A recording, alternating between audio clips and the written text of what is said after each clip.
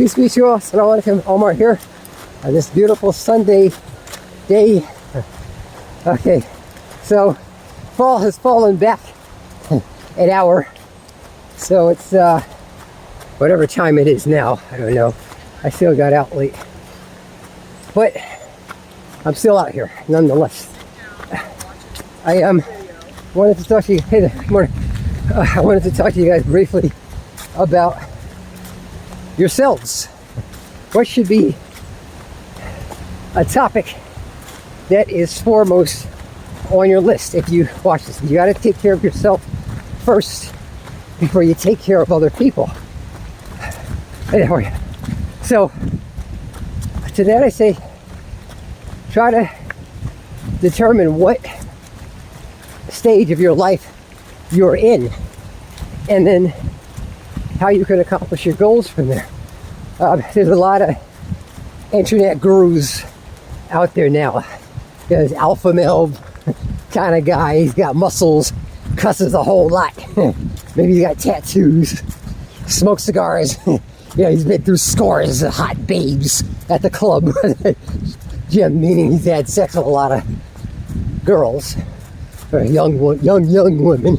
Just got out of high school, maybe college, and maybe drive some cool looking cars, which are just toys for adults. You know, let's be honest with this. You know, when I was a kid, we used to collect something called Matchbox cars. When you get older, you come into some money, you know, then you could collect those same type of cars, except they're real cars. They're still toys. And I'm not hating on them. You know, that's the risk of the provision that the Lord has given them.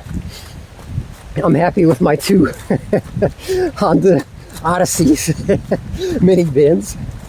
But I say that to say that, you know, everybody's at a different stage. So that person may not be the person, you know, hey guys, if you're somebody that's in your mid-30s, you know, and the hot babe is now your middle-aged wife, you know, with a child, you know, or maybe two young children, you should be at a different stage in your life than that guy, you know. And if you're in your mid-40s or mid-50s like me, pushing 60, you're like, okay, that's not somebody who I need to be listening to. I mean, it's kind of nice, you know, the yelling and screaming with the background motivational music. But that guy and me are at different stages in our lives. We have a different set of challenges. I'm not hating on those guys, but you really have to know yourself. You got to know what you're able to do. I wanted to use myself as an example. I wanted to run this ultra marathon this year, but I cannot do it because, you know, there's some things that befell me that were unforeseen. And I have to support my wife and kids, you know. I asked my wife to marry me. It wasn't the other way around. This is 27 years ago. She said yes. So we've been married for 27 years, which apparently in this day and age is a feat within itself. But you gotta work together, you know. My kids, we got 4 children. 3 of them are grown. You know, they're young adults, so I still gotta help them a little, I feel. But I gotta, you know, I suffice it to say, I'm in a different stage of my life than somebody else. Morning, ladies. When I'm mentoring pre-PA students, people trying to get into the PA school, and they tell me, I always ask them, like, how old are you? And they tell me. So my youngest person, hi there, the youngest person to whom I spoke was 19. You know, the oldest person was 50, like 50, my age, 54, mid-50s.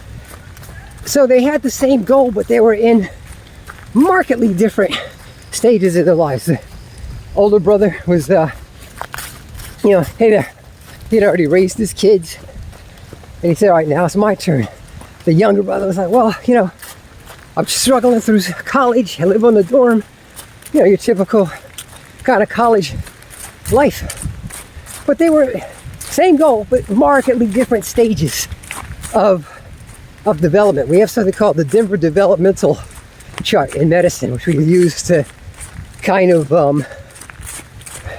rate and quantify and qualify where a child is in their development. And, Tanner stages for physiological and physical differences. These kind of charts, and they vary.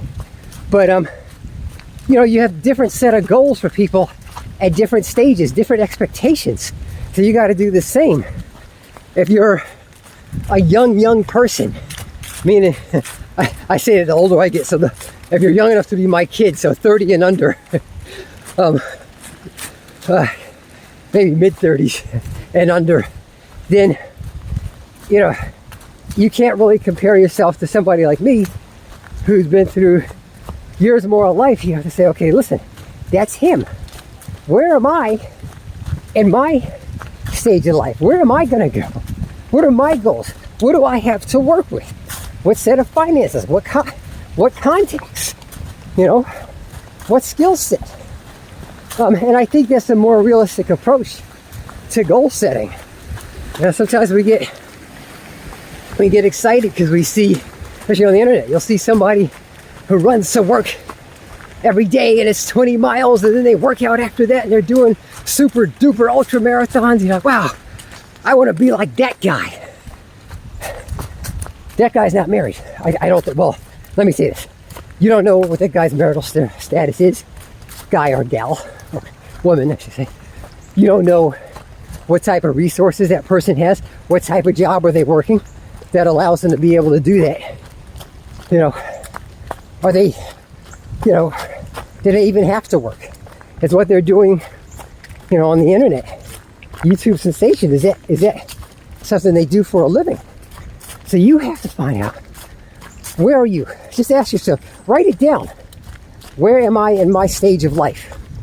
Where do I want to be? They always ask people this on these silly PA and medical school interviews. Where do you see yourself 5 years from now?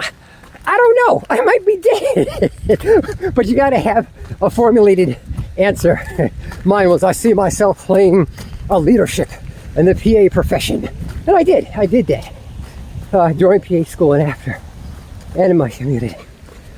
But it's, ask yourself, where are you in your stage of life?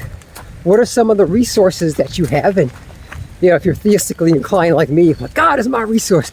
No. Right now, what money do you have in the bank? I'm not talking about your potential winning this $1 billion lottery. I'm talking about what resources do you have? Who do you know? What do you know? And then, physically or mentally, what do you really feel capable of doing? And what are you willing to do to get there? And then, where do you want to be? Short-term goals. I've talked about this before. Short-term versus long-term goals. So, within the next year or two, I have my kids do this. I think it irritates them. But the ones they get, it got sticky.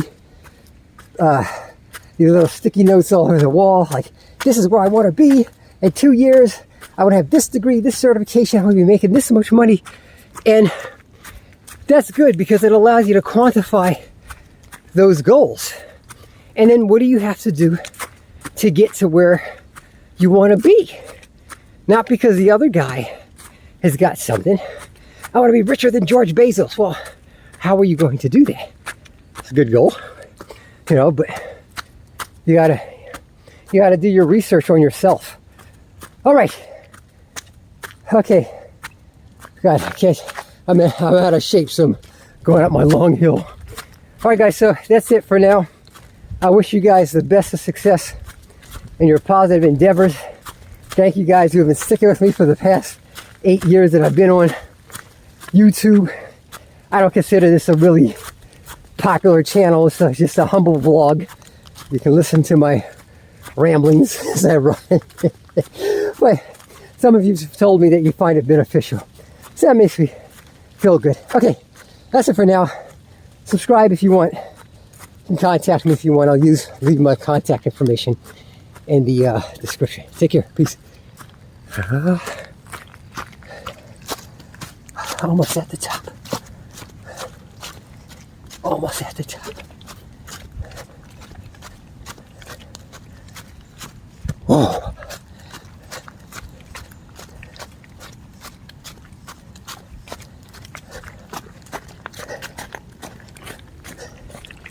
Okay, look at it. Went up about 200 feet. Take care, guys.